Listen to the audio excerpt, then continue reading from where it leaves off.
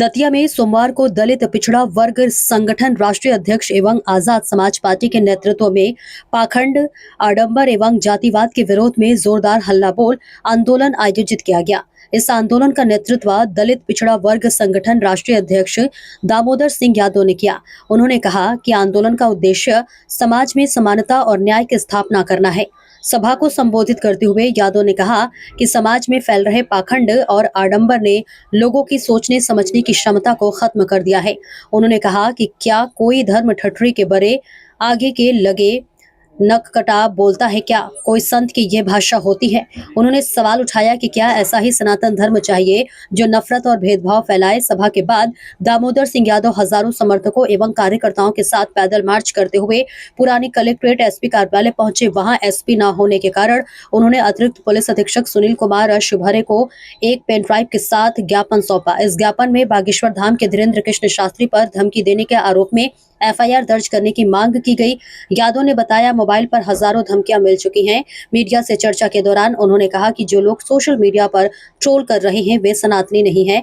मैं publicity stunt के लिए नहीं बोलता, बल्कि संविधान और बाबा साहब के सिद्धांतों के अनुसार अन्याय और असंवैधानिक कार्यों के खिलाफ आवाज उठाता हूं। उन्होंने चेतावनी दी कि अगर किसी भी कार्यक्रम से संविधान या सामाजिक एकता को खतरा हुआ तो वे आंदोलन करने से पीछे नहीं हटेंगे। उन्होंने दतिया जिले में बाबा साहब भीमराव अंबेडकर की मूर्तियों से जुड़ी तोड़फोड़ की घटनाओं पर भी कड़ी नाराजगी जताई और दोषियों पर सख्त कार्रवाई की मांग की। इस अवसर पर एससी, एसटी, पिछड़ा वर्ग एवं आजाद समाज पार्टी के अनेक नेतागण उपस्थित रहे। देखिए दतिया मध्य प्रदेश से कमलेश साहू की रिपोर्ट। इसलिए पड़ी क्योंकि धीरेन्द्र शास्त्री मुझे जान से मारने की धमकी दे रहे थे। पुलिस को स्वतः संज्ञान लेना चाहिए था, पुलिस ने संज्ञान नहीं लिया। सरकारों को उनको समझाना चाहिए, रोकना चाहिए। इस तरह की अनर्गल बयानबाजी करने से सरकारों ने नहीं रोका। तो हमने भाई चंद्रशेखर आज़ाद जी से बात की, अपने नेता आरडी प्रजापति, अनिल गुर्जर जी, सत्येंद्र विद्रोही जी, रामप्रीत गुर्जर जी, रूपेश भाई, सब साथियों से बात की और हमने तय किया कि हम आंदोलन करें।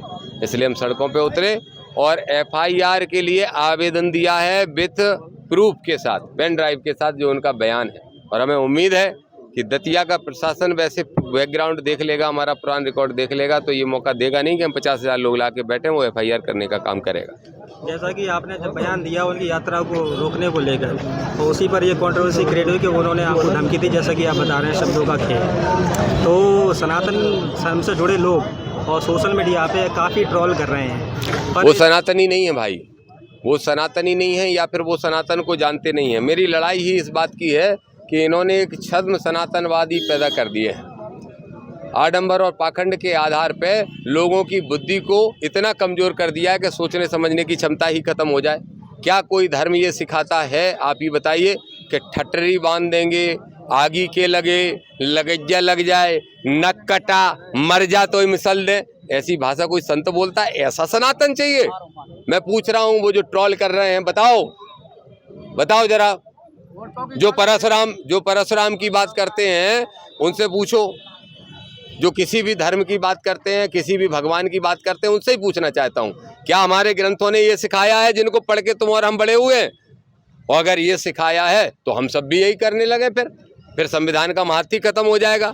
तो ये सनातनी नहीं है, वो तथाकथित सनातनी है या फिर कुछ तनखैया है। और मुझे उम्मीद है, जैसा हमारे विधायक जी कह रहे थे, प्रजापति जी, कि ये तो चिंगारी है, अभी शुरुआत हुई है, जागरण की चिंगारी, जागृति की चिंगारी बहुत तेजी से आगे बढ़ेगी।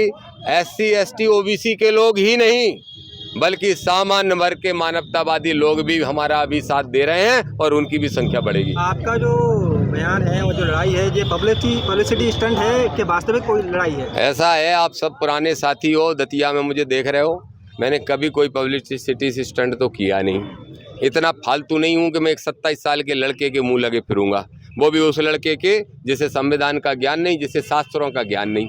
तो इतना फालतू नहीं हूँ, लेकिन इतनी जिम्मेदारी जरूर है बाबा साहब को मानने के नाते कि गैर संवैधानिक अगर कोई बड़ा कार्यक्रम होगा जिससे देश के टूटेगा, सामाजिक एकता खराब होगी और संविधान का हनन होगा, तो हम जरूर आंदोलन करेंगे। एफआईआर करनी ही पड़ेगी, संविधान का राज है।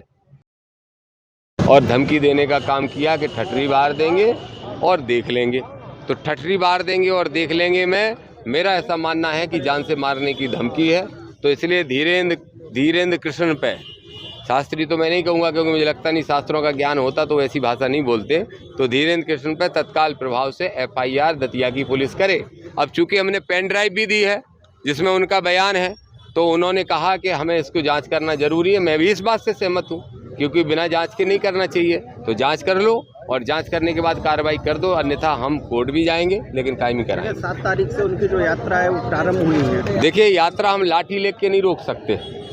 हमारा काम है आंदोलन करना, हमारा काम है कोर्ट जाना, हमारा काम है राष्ट्रपति के यहाँ गुहार लगाना। वो सब हम कर रहे हैं, क्योंकि अगर हम लाठी लेके रोकने लगे तो देश की एकता अखंडता उसी दिन चीर-चीर हो जाएगी। हम संवैधानिक लोग हैं, संविधान को मानते हैं। हमें पूरी उम्मीद है कि उनकी यात्रा कोर्ट के द्वारा जरूर रुकेगी। लेकिन उनका कहना है ये सनातन को एकता के लिए यात्रा। देखो, सनातन की एकता को अगर निकालना चाहते हैं तो पहले तो ये बात करना बंद करें कि हम हिंदू राष्ट्र की मांग को लेकर निकाल रहे हैं। भारत एक हिंदू राष्ट्र बने, ये गैर संवैधानिक बात है, संविधान के अनुसार आप भी जानते हो। दूसरा, उसी यात्रा की मांग को लेकर जब सभाएं कर रहे हैं तो कह रहे हैं 20 साल बाद टोपी वाले दिखेंगे, तो इस्लाम धर्म पर हमला करने का काम कर रहे हैं, तो सांप्रदायिकता फैला रहे हैं। तो कैसे वो सनातन को मजबूत करेंगे दूसरे धर्म को गालियां देके या गैर संवैधानिक यात्रा निकाल के? और अगर सनातन को मजबूत ही करना चाहते हैं तो जैसे हमारे विधायक जी बता रहे थे, ढेर घटनाएं हो रही हैं जातिगत, आप सबको भी मालूम है। कहीं कुशवाहा को पैर धुला के पिलाया जा रहा है, कहीं जाटव को पेशाब चटाई जा रही है, कहीं पे दुष्कर्म हो रहे हैं, रेप हो रहे हैं, उनके अड़ोस पड़ोस के जिलों में हो रहे हैं। उस पर धीरेन्द्र शास्त्री बोले क्या? तो कौन सा सनातन एक करना चाहते हैं? कौन सा SC ST OBC उसमें है कि नहीं है, इसका जवाब धीरेन्द्र शास्त्री जरूर दे दें। और एक बात और अपनी तरफ से कहूँगा, कल उन्होंने पत्रकार वार्ता में नरम रुख अपनाते हुए कहा कि वो आ जाएं, हम तो उनका स्वागत करेंगे, गले लगा लेंगे, उनके साथ चल देंगे, कदम से कदम ताल कर लेंगे। मैं ये कह रहा हूँ, मैं कल आ जाऊँगा धीरेन्द्र शास्त्री जी, मुझे किसी धर्म से किसी आश्रम से कोई दिक्कत नहीं है। पर सबसे पहले आप स्वीकार कर लो कि आपके यहाँ जो भी इलीगल चीज़ें हो रही हैं उनको आप करना बंद कर दोगे। सबसे पहले तो गैर संवैधानिक यात्रा को या तो रोको या फिर कहो कि ये हिंदू राष्ट्र बनाने की मांग हमने छोड़ दी है। कह दे धीरेन्द्र शास्त्री, ना हम कोर्ट जा रहे हैं, ना हम अपना कमिश्नर वहाँ से वापस ले लेंगे राष्ट्रपति जी के यहाँ से शिकायत। कह दे धीरेन्द्र शास्त्री कि हमने हिंदू राष्ट्र की जिद छोड़ दी है, हम तो पूरी सामाजिक एकता के लिए निकाल रहे हैं, ना कि एक धर्म की एकता के लिए। ये पॉलिटिकल यात्रा भी, ये 100% पॉलिटिकल है, क्योंकि वो पॉलिटिकल लोगों के हाथों में खेल रहे हैं। 27 साल का नौजवान लड़का है, अभी पूरी उतना मैच्योरिटी नहीं आई है, तो दूसरों के षड्यंत्रों का शिकार हो रहे हैं। आपसे एक सवाल है यादव जी, जी, आपने अपनी राजनीतिक जी सर, ये आज़ाद समाज पार्टी की जो बता रहे हैं दामोदर यादव जी द्वारा अभी एक ज्ञापन दिया है, साथ में एक आवेदन दिया है कि पंडित धीरेन्द्र शास्त्री द्वारा उनके विरुद्ध कुछ गाली बोली गई है और धमकी दी गई। इस संबंध में एक पेन ड्राइव भी प्रस्तुत किया है। जो उनके द्वारा जो ज्ञापन दिया है उसकी वैधानिकता के आधार पर और पेन ड्राइव की जो तकनीकी आधार पर जांच की जाएगी। जो भी वैधानिक रूप से सत्य होगा उसके आधार पर अग्रिम कार्रवाई की जाएगी।